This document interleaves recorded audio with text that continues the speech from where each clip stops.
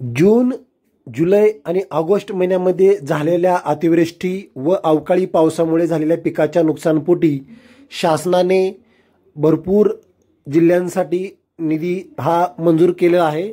परंतु या 3 जिल्ह्यासाठी शासनाने जवळपास 73.91 कोटी रुपये इतका जो निधी आहे तो मंजूर केलेला आहे आणि GR देखील त्याचा प्रसिद्ध केलेला आहे. आपण या व्हिडिओमध्ये त्याबद्दल सविस्तर माहिती घेणार आहोत. नमस्कार मित्रांनो, मी अनिल जांभळे. तुम्ही पाहत आहात मराठी तक यूट्यूब चॅनल. शेतकरी मित्रांनो, या व्हिडिओवर तुम्ही नवीन असाल, चॅनल अजून सबस्क्राईब केलं नसेल तर चॅनल सबस्क्राईब करायला विसरू नका, जेणेकरून अशाच प्रकारच्या महत्त्वपूर्ण अपडेटसाठी तुम्हाला इतर कुठेही जावं लागणार नाही. तर मित्रांनो, आपण जाऊया डायरेक्ट शासनाच्या वेबसाईटवरती आणि कोणत्या जिल्ह्याला किती रक्कम मंजूर केलेली आहे ती आपण सविस्तर माहिती घेऊया. चला जाऊया वेबसाईटवरती. तर शेतकरी मित्रांनो, महासंवाद माहिती व जनसंपर्क महासंचालनालय महाराष्ट्र शासनाच्या वेबसाईटवरती ते आलेलं आहे आणि त्यासंबंधीचा GR देखील आजच्या तारखेमध्ये आलेला आहे. नैसर्गिक आपत्तीमुळे बाधित पिकांच्या नुकसानपोटी 73,43,43,000च्या मदतीस मान्यता देण्यात आलेली आहे.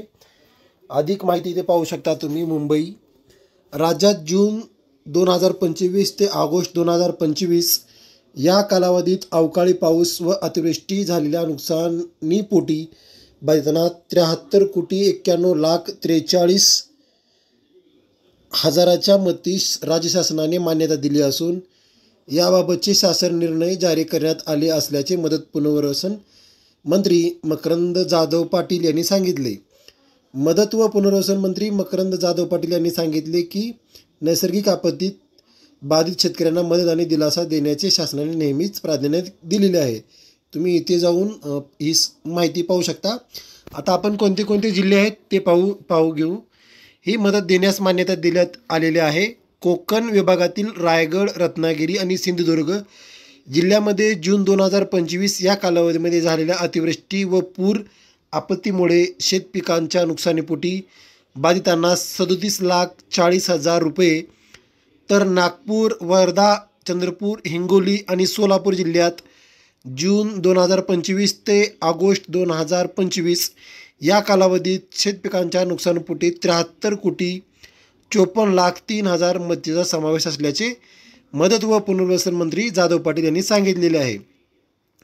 अतिवृष्टी व पूर आपत्तीमुळे शेतपिकांच्या नुकसानपोटी रायगड जिल्ह्यातील 980 बाधित शेतकऱ्यांच्या 55.65 हेक्टर बाधित क्षेत्रासाठी 11,81,000 रुपये, रत्नागिरी जिल्ह्यातील 560 शेतकऱ्यांच्या 71.54 हेक्टर बाधित क्षेत्रासाठी 12,96,000 रुपये आणि सिंधुदुर्ग जिल्ह्यातील 335 शेतकऱ्यांच्या 50.64 हेक्टर बाधित क्षेत्रासाठी 12,63,000 रुपये असे 1,875 शेतकऱ्यांच्या 177.83 हेक्टरवरील बाधित झालेल्या पिकांसाठी मदत म्हणून 37,40,000 रुपये इतक्या निधीस मान्यता देण्यात आलेली आहे.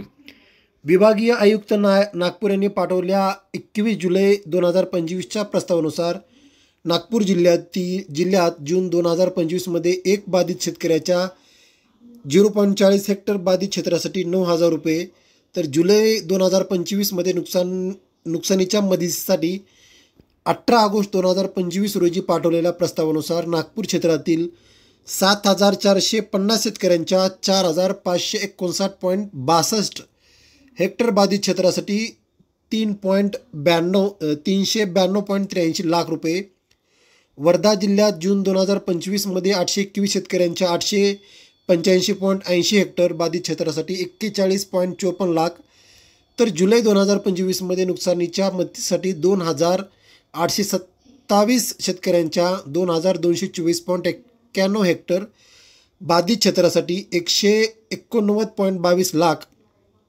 चंद्रपूर जिल्ह्यातील जून व जुलै 2025मधील नुकसानीच्या मदतीसाठी 13,742 शेतकऱ्यांच्या 8,621.06 हेक्टर बाधित क्षेत्रासाठी 733 लाखाच्या मदतीचा समावेश आहे.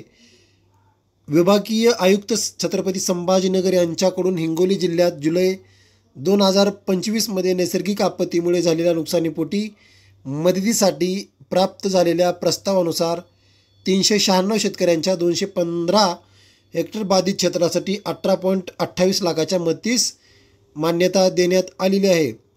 तर तुम्हाला इथे पाहू शकता आणि इथे तुम्ही क्लिक केल्यानंतर तुम्हाला इथे त्याचा GR देखील मिळणार आहे. इथे तुम्ही क्लिक करून हा GR तुम्ही पाहू शकता, डाउनलोड करू शकता.